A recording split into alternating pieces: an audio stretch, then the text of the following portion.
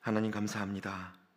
하나님의 은혜와 돌보심 가운데에서 한 주를 보내고 주일과 수련회를 준비하는 금요일을 맞이하며 다시 예배의 자리로 인도해 주심에 감사를 드립니다. 매일 반복되는 시간의 예배이지만 오늘도 새로운 하나님의 초대가 있고 예비된 은혜가 있음을 믿사오니 주께서 함께하여 주사 오늘 하루 걸어가야 할 믿음의 길을 우리에게 보여주시옵소서. 하나님, 어느덧 내일이면 오랫동안 준비해온 전교인 수련회의 첫날을 맞습니다. 다시 높은 뜻 정다운 동행이라는 제목으로 보내는 2박 3일의 시간 동안 우리 교회를 향한 하나님의 부르심과 소명을 발견하게 하시고 모든 성도님들이 성령 안에서 가까이 교제하며 한 마음 되게 하여 주시옵소서. 예배와 특강 또 공연을 관람하고 교제를 나누는 그 모든 프로그램들이 진행될 때 섬김이들에게 필요한 지혜와 능력을 주시고 놓치는 것 없이 두루 살필 수 있는 해안도 허락하여 주시옵소서. 사람이 준비하고 기다리는 감동보다 하나님이 베풀어 주실 은혜를 더욱 누리며 각 가정과 성도님들 한 사람 한 사람 위에 주시는 하나님의 음성을 듣게 하여 주시옵소서. 또한 하나님, 수련회 기간 중에 만나는 어린이 주일을 기대하며 아이들과 함께하는 예배와 이틀간의 키즈 프로그램을 준비하고 있습니다. 이를 위해 하나님이 만나게 하신 많은 봉사자들과 어린이 사역팀들이 하나님을 사랑하는 마음, 우리 교회와 하나 된 마음을 갖고 사역을 잘 감당하게 하시고 교회 학교의 아이들과 교육자들 모두 아프지 않고 행복한 시간 보낼 수 있도록 도와주시옵소서. 특별히 주일 오후부터 비 소식이 있는데 하나님께서 날씨를 주장하여 주시고 아이들이 오가는 환경 가운데 개입하여 주셔서 이번 수련회가 아이들에게도 잊지 못할 은혜의 시간이 되게 하여 주시옵소서. 여러 사정과 상황으로 수련회에 함께하지 못하는 성도님들도 계십니다. 마음의 소원이 있어도 같이 하지 못하는 그 시간의 아쉬움을 주께서 돌보아 주시고 소외감을 느끼지 않게 해주시고 어디에 있든지 함께 예배하는 가운데 한 교회로 부름받은 이들의 동일한 은혜를 누리게 하여 주시옵소서. 이제 하나님, 오늘도 사도행전을 통해 우리에게 말씀해 주실 것을 기대하며 더 깊은 예배로 나아갑니다. 하나님의 말씀을 깨달을 수 있도록 이 시간 우리 마음과 영을 열어주시고 주신 음성을 따라 새 힘내어 믿음의 여정을 이어갈 수 있도록 도와주시옵소서. 지금도 우리 곁에 함께 하시고 살아 역사하시는 예수님의 이름으로 기도하옵나이다. 아멘. 오늘 우리에게 주시는 하나님의 말씀 함께 보겠습니다. 오늘 하나님의 말씀은 사도행전 2장 1절부터 13절까지의 말씀입니다.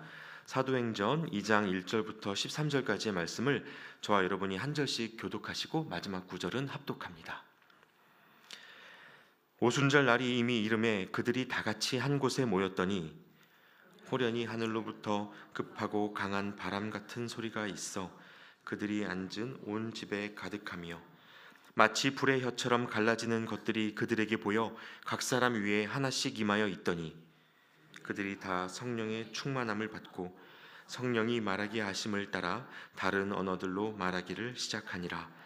그때에 경건한 유대인들이 천하 각국으로부터 와서 예루살렘에 머물러 있더니 이 소리가 나매 큰 무리가 모여 각각 자기의 방언으로 제자들이 말하는 것을 듣고 소동하여 다 놀라 신기하게 여겨 이르되 보라, 이 말하는 사람들이 다 갈릴리 사람이 아니냐.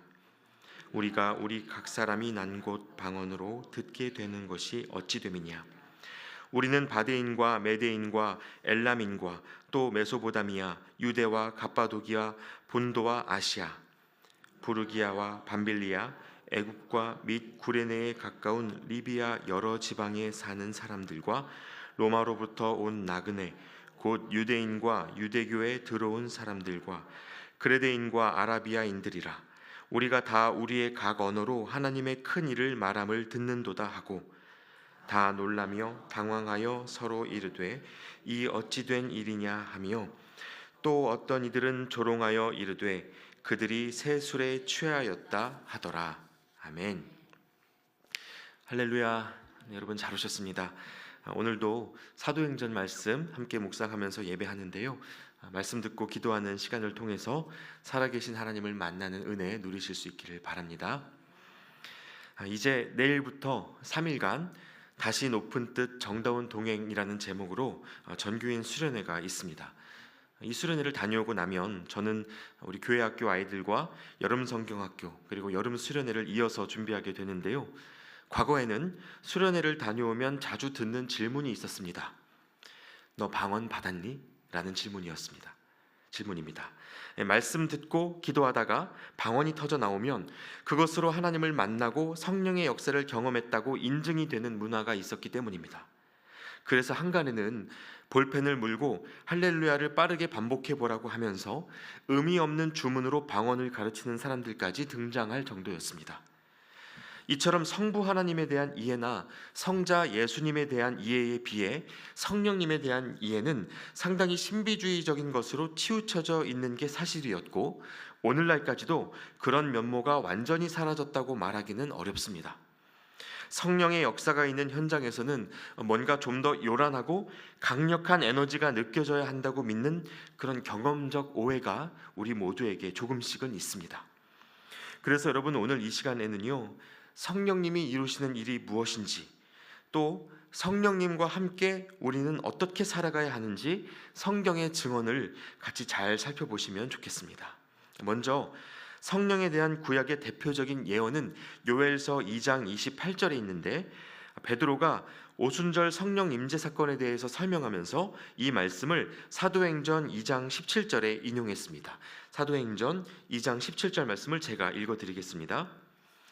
하나님이 말씀하시기를 말세에 내가 내 영을 모든 육체에 부어주리니 너희의 자녀들은 예언할 것이요 너희의 젊은이들은 환상을 보고 너희의 늙은이들은 꿈을 꾸리라. 베드로는 이 성령의 임재가 바로 이 예언의 말씀이 성취되고 있는 현장이라고 밝히면서 또 이어지는 21절 말씀에는요, 누구든지 주의 이름을 부르는 자는 구원을 받으리라 하였느니라 라고 선포합니다. 이때 여러분, 앞선 17절에서 예언과 환상과 꿈은 전부 하나님이 누구신지 알게 하는 수단이고 하나님의 계시입니다. 그러니까 성령님은 우리가 하나님을 볼 수 있도록 비전을 열어주시고 주의 이름을 부르는 모든 자들이 구원을 받을 수 있도록 도우시는 분이라는 것입니다. 그래서 여러분, 이 성령의 사역은 앞서 보셨던 방언 기도나 병 고치는 신유 사역처럼 그렇게 가시적이고 기술적인 것으로만 제한할 수 없습니다. 치아가 금리빨로 바뀌거나 기도하다가 갑자기 쓰러지거나 혀가 풀려서 방언을 말하는 현상으로 성령님을 이해하시면 안 됩니다. 성령님은 하나님이시고 내가 너희와 세상 끝날까지 항상 함께 있겠다 하셨던 예수님의 약속대로 우리 안에 오셔서 가장 가까이 하나님의 임재를 경험하게 하시는 분입니다. 그러니까 성령님이 계시기 때문에 오늘날에도 우리가 하나님을 만났다, 하나님을 인격적으로 경험했다라는 표현들을 쓸 수 있게 된 것이죠. 그리고 이 성령님을 만나기 위해서 우리가 할 일은 그렇게 복잡하지 않습니다. 예수님의 약속을 믿고 기다리는 것뿐입니다. 오늘 본문은 그렇게 마가의 다락방에 모여서 기도하며 약속을 기다리던 제자들에게 처음 성령이 임하셨던 날의 상황을 보여주는데요, 그 장면을 묘사하고 있는 2절부터 4절까지의 말씀을 다시 한번 보시겠습니다.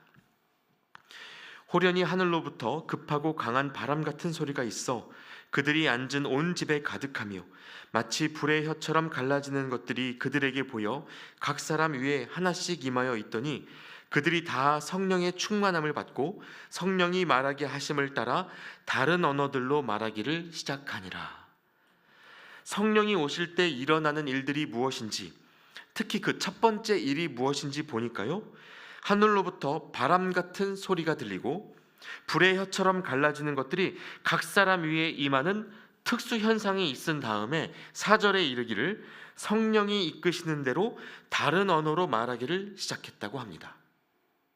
내가 하고 싶은 말이 아니라 성령이 하게 하시는 말을 하더라는 겁니다.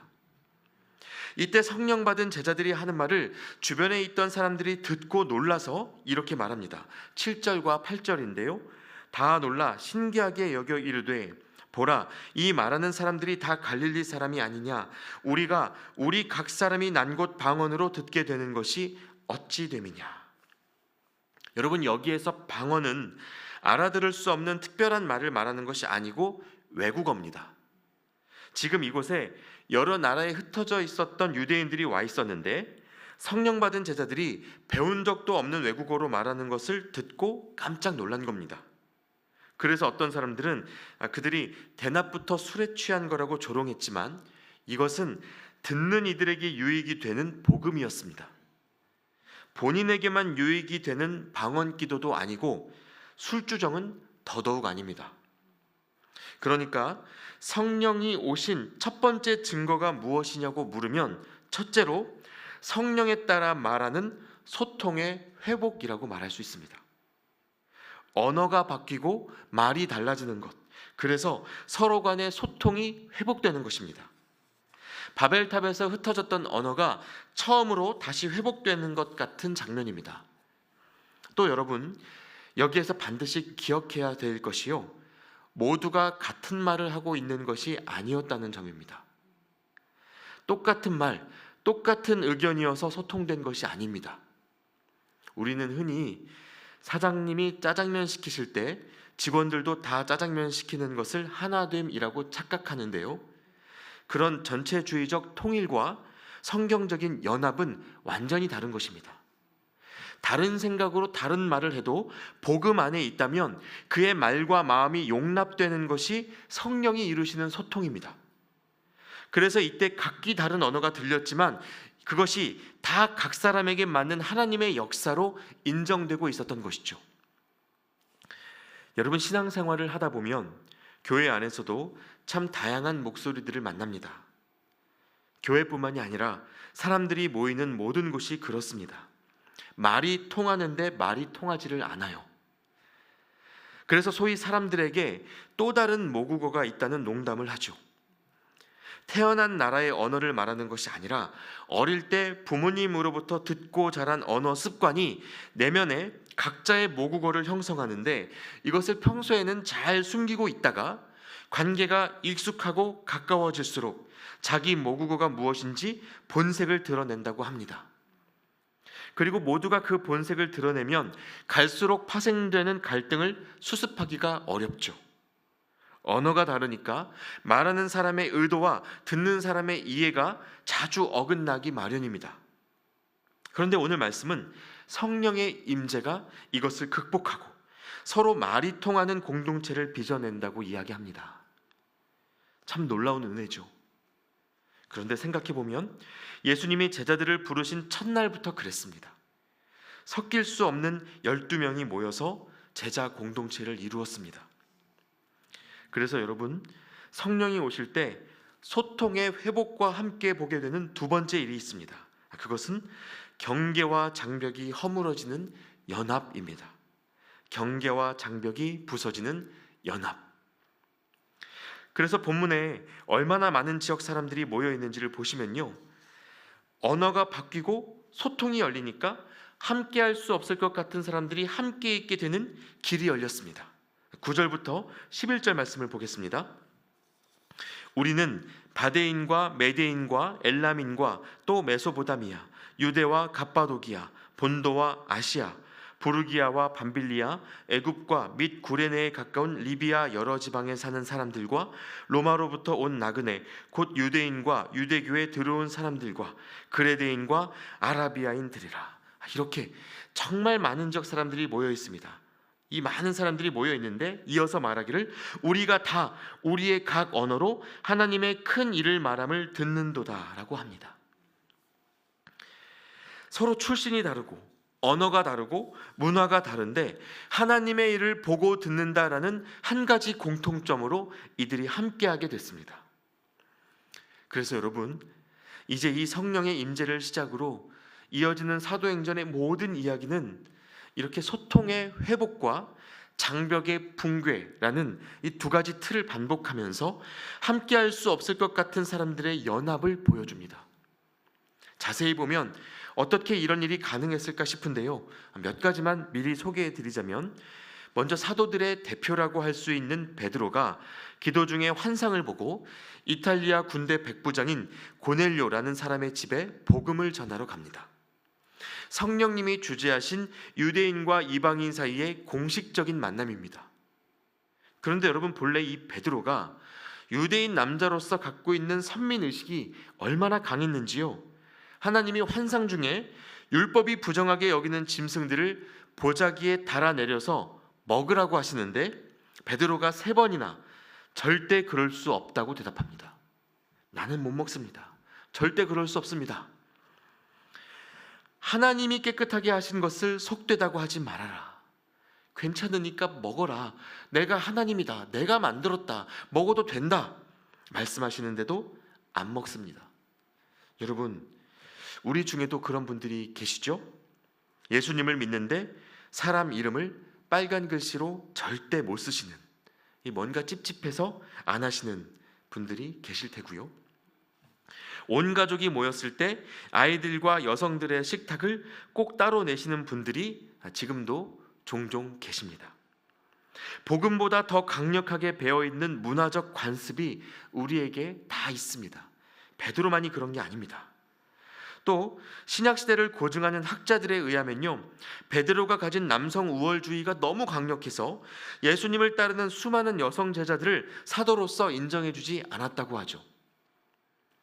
물론 이것은 당시 유대 사회의 문화 전체가 그랬던 것이기도 한데, 그럼에도 불구하고 성령을 따라 사역하기 위해서는 오랜 세월 고수해왔던 문화적인 고집과 선민의식을 반드시 깨뜨리고 시작해야 했습니다. 이뿐만이 아닙니다.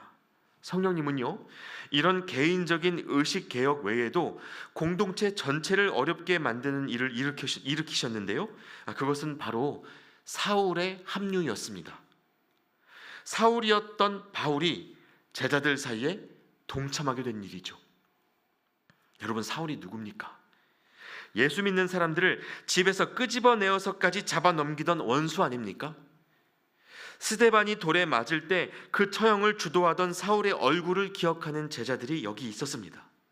그런데 그가 어느 날 갑자기 나도 선교사 하겠다고 온 거예요. 어제 본문에서 마띠아를 사도로 뽑을 때에도 제자들이 정말 많이 기도하면서 했습니다. 여러분 기억하시죠? 그리고 예수님이 세례 받으실 때부터 승천하실 때까지 같이 있었던 사람이어야 사도가 될 수 있다는 최소한의 조건을 정했습니다. 그런데 사울은요, 후보에도 낄 수 없는 사람이죠. 얼마나 못 믿었고 의심스럽고 또 얼마나 싫었을까요? 제가 하면 나 안 해. 이런 제자들이 분명히 있었을 겁니다. 그러니까 여러분, 장벽을 허물고 경계를 넘어서게 하는 성령님의 사역이 지금 이 제자들을 어디까지 끌고 가는지 보세요. 원수까지도 동역자로 맞이하는 그 수준까지.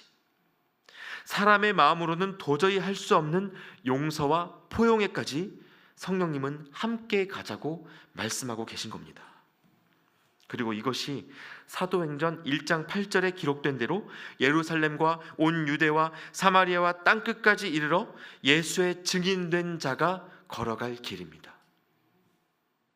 그렇게 용서받을 수 없는 자가 용서받고 차마 함께할 수 없는 자들을 끌어안기 시작할 때 보이지 않는 성전에 차곡차곡 벽돌이 쌓여져 오르고 하나님의 교회가 세워지는 것입니다. 결국 여러분, 우리가 성령님을 내 안에 모시고 하나님의 교회로 살아간다는 것은요, 우리의 다짐과 결단으로만 할 수 있는 일이 아닙니다. 스스로 하나님 말씀대로 살아보겠다고 아무리 발버둥을 쳐도 우리는 또 실패를 반복할 수 있습니다. 그러나 우리가 할 수 없는 일을 하나님이 약속하고 계신다면 여러분, 그것은 하나님이 직접 하시겠다는 뜻입니다. 우리 마음에는 여전히 분노와 음란과 거짓과 탐욕이 시시때때로 올라오지만 이 연약함마저도 성령께서 친히 감당하시겠다는 뜻입니다. 그래서 여러분, 오늘 제가 성령이 오실 때 일어나는 일을 소통의 회복, 그리고 경계를 허무는 연합, 이 두 가지로 말씀을 드렸는데요.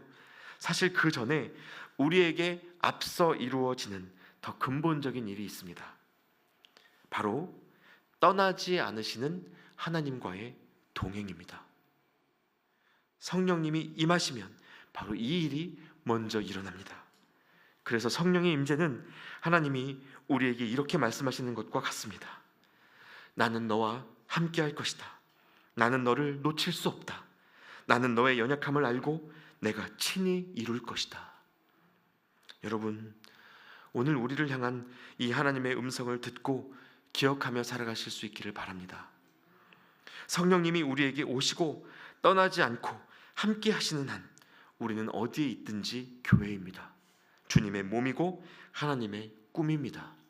이것을 믿는 믿음으로 끝까지 성령 하나님과의 동행을 이어가시는 저와 여러분이 되시기를 우리 주님의 이름으로 축원합니다. 기도하겠습니다. 우리에게 성령을 보내시고 영원히 함께 하겠다 약속하신 주님, 그 약속대로 오셔서 우리가 주님의 몸된 교회로 살아가게 해주셔서 감사합니다. 여전히 연약하고 흔들리는 우리이지만 성령께서 우리를 도우시고 말할 수 없는 탄식으로 친히 간구하고 계심을 믿사오니 이제는 우리의 언어가 달라지게 하시고 서로를 헤아리는 소통의 회복이 있게 하여 주시옵소서. 모든 경계와 장벽을 넘어 하나 될 수 없을 것 같은 사람들까지도 용납하고 포용할 수 있는 믿음을 더하여 주시옵소서. 희망이 사라져가는 이 시대에 그렇게 하나님이 세우시고 구별하신 아름다운 교회로 살아갈 수 있도록 주님, 우리 모두와 함께하여 주시옵소서. 예수 그리스도의 이름으로 기도하옵나이다. 아멘. 계속해서 함께 기도하겠습니다.